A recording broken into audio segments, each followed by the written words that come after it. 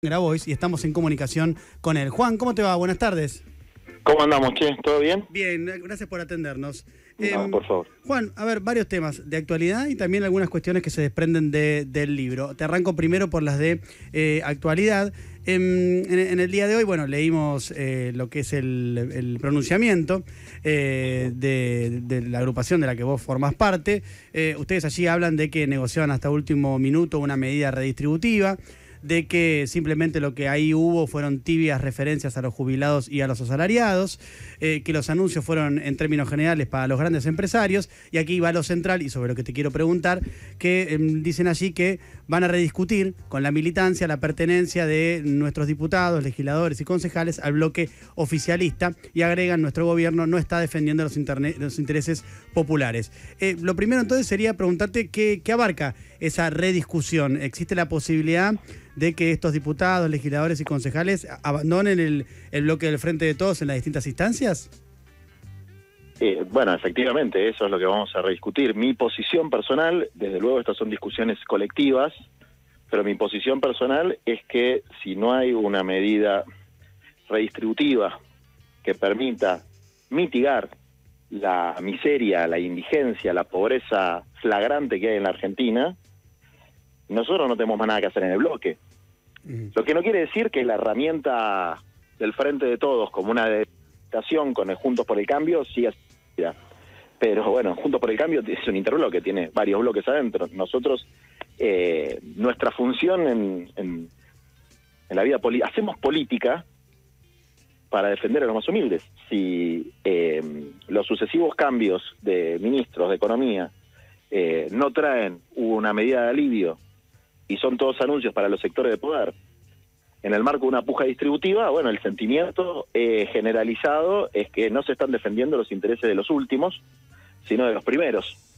Lo hemos dicho en reiteradas ocasiones, estuvimos solicitando que entre los anuncios del nuevo ministro se incluya, no digo el salario básico universal, que es nuestra propuesta, sino alguna medida para proteger a quienes están cayendo como moscas en la indigencia, que implica muertes por desnutrición en el norte grande de la Argentina, que es una vergüenza, que no es, digamos, no es que pasa desde ayer, pero que se está profundizando, porque los 6.000 y pico de pesos de la UH compras 2 paquetes de pañales, nada más, no ni siquiera puedes comprar la leche, y porque hay un montón de jóvenes que trabajan en lo que llaman normalmente changas, que nosotros llamamos economía popular, y que no tienen ningún beneficio social.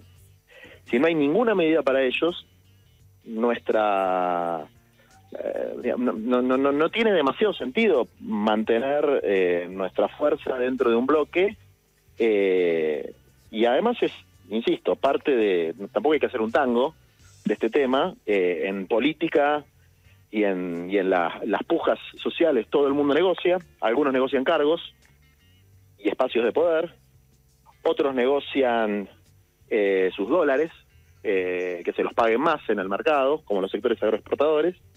Nuestro sector negocia por los más pobres, es así de sencillo. Si no hay nada para los más pobres, es que la negociación no cierra. Entonces acá hubo una especie de reperfilamiento, como se dijo alguna vez, del Frente de Todos. En ese proceso de reperfilamiento, nuestra fuerza, que será el 1%, el 2%, no sé, tenemos 3 diputados, una legisladora de la ciudad, una diputada provincial, unos 30 concejales, será lo que será nuestra fuerza, grande o chica. Lo que pidió nuestra fuerza fue una medida para los más pobres. Y esa medida no está. Obviamente tenemos una velita prendida de que se les ablande el corazón y la tomen, pero si no, nosotros ahora tenemos, bueno, socialmente la marcha de San Cayetano de todos los años por tierra, techo y trabajo, y ojalá que el santo nos ayude. Y la otra semana vamos a hacer un congreso de nuestra fuerza política, que es una fuerza que tiene presencia en todo el país, con delegados de todo el país, para tomar una definición en relación a este tema, que es una, digamos, yo tengo una opinión formada al respecto, muy firme, pero es una cuestión que hay que debatir colectivamente, ¿no? Es decir, Juan, que si de acá a una semana, 2 semanas, no llega una medida contundente para los sectores que tanto vos como otros militantes representan. Ustedes están, o por lo menos vos, esa es tu posición, la van a discutir con el resto de los militantes, pero vos estás dispuesto a romper con el Frente de Todos. No, romper el bloque, que no es lo mismo, no es exactamente lo mismo. Sí, sí. Insisto, porque el Frente de Todos tiene varios aspectos, ¿no? Sí.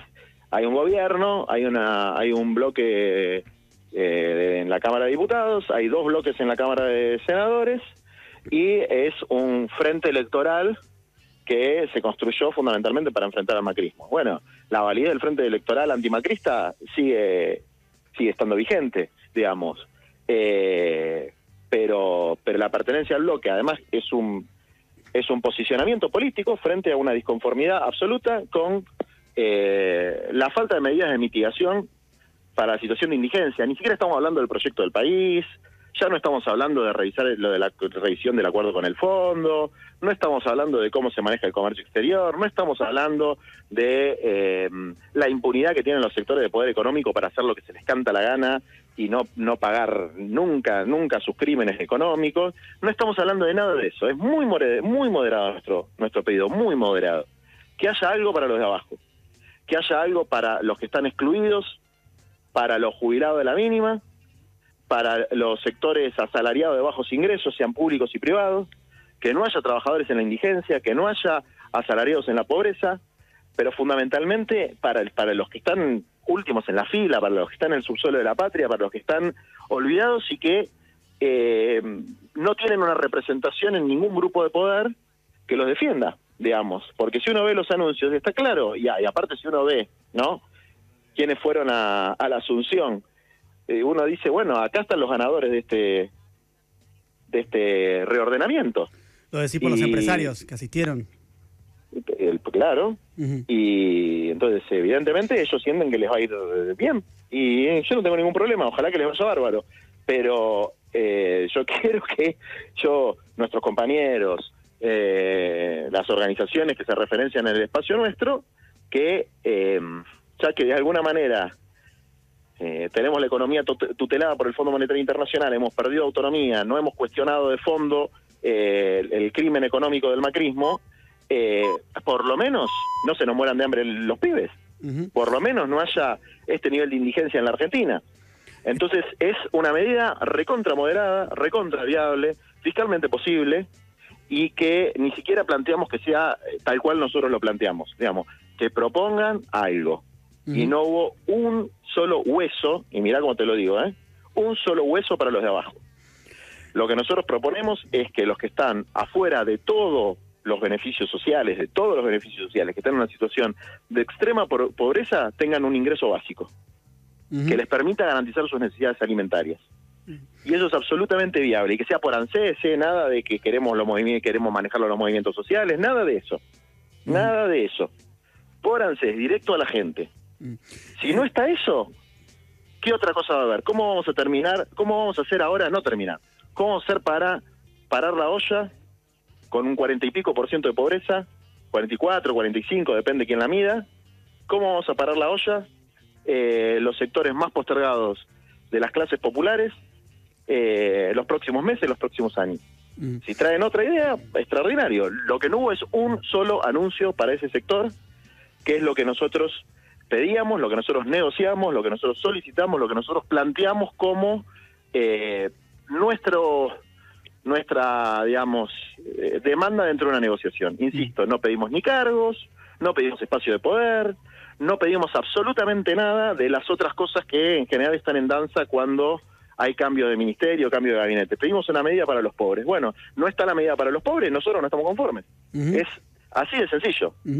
Estamos hablando con Juan Grabois. Juan, yo te decía al principio, cuando te resaltaba algunos fragmentos del pronunciamiento publicado por ustedes hoy, que arranca diciendo que negociamos hasta último minuto una medida redistributiva. ¿Vos estuviste hablando con Massa de este tema? Yo no voy a hacer radio pasillo, o sea, ¿cómo se dice? Bueno, no sé cómo decirlo, el chumerío de Palacio. Nosotros planteamos públicamente esta posición, venimos hace muchos meses planteando la cuestión del salario básico universal, planteando la cuestión de la situación de la pobreza extrema en el norte argentino, no es el único lugar, pero es el lugar en donde es más aguda, planteando incluso un plan de lucha para visibilizar estas cuestiones. Ustedes me habrán escuchado, me pronuncié cuando asumió Batakis, para que se quede absolutamente claro que no es un tema personal, ni de nombres, ni de nada con nadie, es un tema muy, muy, muy, muy concreto. Y sí, obviamente estuvimos hablando con un montón de dirigentes y funcionarios que, te voy a decir la verdad, en general están todos de acuerdo con nuestra posición. Lo que pasa es que no se toman las definiciones. O sea, yo no escuché a nadie de los principales funcionarios, los ministros de las áreas pertinentes, etcétera, diciendo algo distinto a tienen razón con lo que están planteando. Pero a la hora de los bifes van para los ricos y para los que tienen la vida resuelta, y no para los que están muriendo de hambre. ¿Y por qué te parece que está pasando eso en un gobierno? No lo sé. Y te digo la verdad, en este momento, por ahí en otro momento, nosotros tengamos, yo no sé, más ganas de discutir una caracterización más finita de qué es lo que pasa, de las fluctuaciones dentro de la coalición, de los sectores que están tomando hegemonía. No tengo una caracterización tan finita. Yo lo que veo es la realidad. Y la realidad dice que hay un sector del pueblo que la está pasando muy, muy, muy mal. Y para ese sector del pueblo no hubo nada.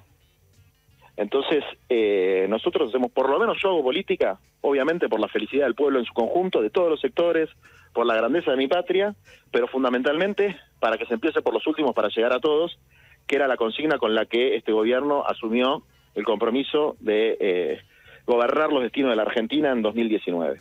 Y yo veo que los últimos están más últimos que antes. Entonces, pedimos a la nueva configuración de la coalición, única y exclusivamente, una medida para este sector, y eso no pasó. Tal vez pase mañana, tal vez pase pasado, tal vez pase en una semana, o tal vez no pase. Y entonces nosotros tendremos que reevaluar el camino de nuestra militancia, que es una militancia joven que se formó fundamentalmente en el 2001, luchando por trabajo, dignidad y cambio social, y que tiene un compromiso específico y muy fundamental y prioritario con los sectores más pobres. Y nosotros esa historia no la vamos a rifar por mantener la comodidad de lo que sea, ¿no? De que no te puteen. Bueno, no hay ningún problema. Que se enojen los que se tengan que enojar, porque estamos mucho más enojados nosotros y está mucho más enojada la gente que ve que su gobierno no la está protegiendo, que no la está protegiendo como debería protegerlo. Juan, acá Galia Moldavsky te saluda. Te quería preguntar, vos hablabas recién de romper el bloque, pero recién repasabas cuáles fueron los orígenes de la militancia y también cómo circunstancialmente cuando se armó este frente decidieron acompañar con ciertas expectativas, ¿no?, de lo que iba a pasar. Ya después de 2 años y medio y este balance que estás haciendo ahora, ¿no consideran la posibilidad de dejar el Frente de Todos? Es que el balance es muy malo, insisto, pero el Frente de Todos, casi como su nombre lo indica, y si vos ves cómo se compuso, fue fundamentalmente una delimitación con lo más duro de la derecha neoliberal, que es Mauricio Macri. Entonces, desde luego tenía mucho sentido en términos de lo que había que hacer en ese momento. Y es una coalición, donde hay distintos sectores, ¿no? Y los distintos sectores pujan por distintas cosas. En algunos casos por sus ideas y sus convicciones, en otros casos por posiciones de poder, en otros casos porque son la representación política de sectores empresarios, y nosotros en esa puja tenemos una sola posición, que es garantizar los derechos de los de abajo.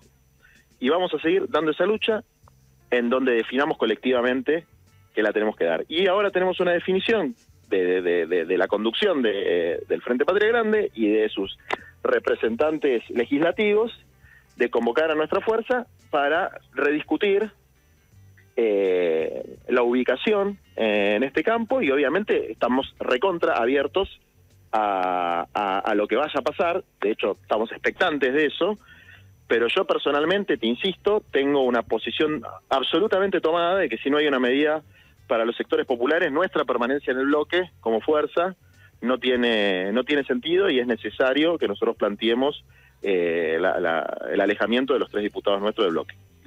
Juan, Nico Fiorentino te saluda. No te voy a preguntar por la responsabilidad que le asignás al presidente Alberto Fernández, porque lo has manifestado públicamente.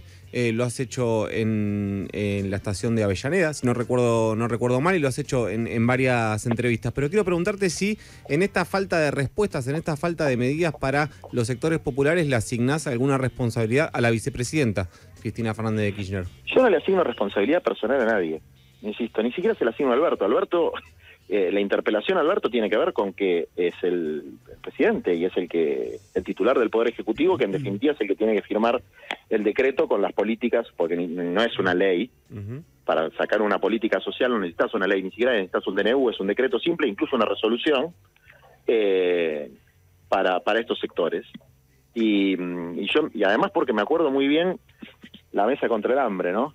Con 35% de pobreza, que era un escándalo, y la emoción genuina, porque creo que ha sido genuina, cuando nuestro compañero el gringo le decía que había pibitos que cuando tenían hambre comían cartón mojado, y ahora estamos peor. Entonces hay que recordar esa emoción genuina y definir una política para que no haya más pibitos comiendo cartón, porque ahora hay más de los que había en 2019. Entonces es una discusión, y es una discusión que nosotros damos desde la poca legitimidad y representación que tenemos, poca, mucha, más o menos, no lo sé, pero que es el sentido, lo que le da sentido a nuestra militancia. Si no perdemos el sentido, y si perdemos el sentido de la militancia, no es solamente que los más pobres pierden la puja distributiva, sino que perdemos el alma de lo que hacemos, la esencia de lo que somos. Y yo la verdad que no quiero que eso pase, sobre todo no quiero que pase con mi generación ni con los que vienen atrás.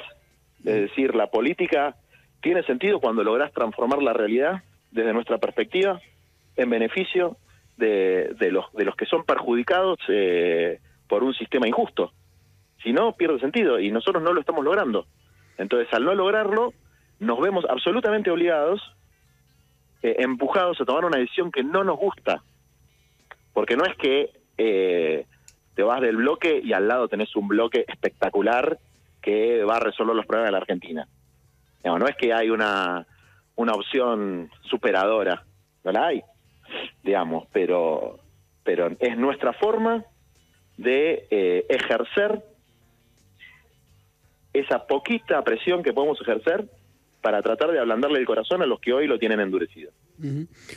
Juan, nosotros un tema que venimos siguiendo con mucho detenimiento a partir de la propuesta de ustedes que formalizó en el Congreso el diputado Itay Hackman junto a otros diputados también, que es el de salario básico universal. Bueno, lo venimos siguiendo muy detenidamente ese proyecto y las repercusiones que se tomó a partir de eso. También, por ejemplo, la variante que propone la senadora Juliana Di Tulio con este ingreso complementario para personas en situación de indigencia, vía la ANSES, cruzando datos de la AFIP. Sí. Es un tema que creo que vos también has conversado con la senadora en varias oportunidades. Sí. Es decir, que hay ahí un sector del kirchnerismo que tiene un proyecto como para avanzar, que no está presentado formalmente, pero que tiene para avanzar en el Senado de la Nación. Entiendo que lo que vos estás pidiendo es algo más urgente aún todavía que un proyecto de ley, ¿no? Pero lo que pasa es que un proyecto de ley, ¿cuánto tarda? ¿2 meses? ¿3 meses? Sí, entonces, por eso... si hay voluntad política de hacerlo, y no requiere una ley, porque acá no estás aumentando impuestos, acá no estás expropiando nada, digamos, es una política de mitigación de daños, si querés. Si no hay voluntad para hacerlo por decreto, ¿por qué va a haber después voluntad para hacerlo por ley? ¿No? Es como, tal vez, decir, una forma de retrasar la discusión. Yo lo que valoro de Di Tulio, que no es un proyecto, no es lo que nosotros queremos exactamente, pero es algo. Está planteando decir, bueno, el problema existe.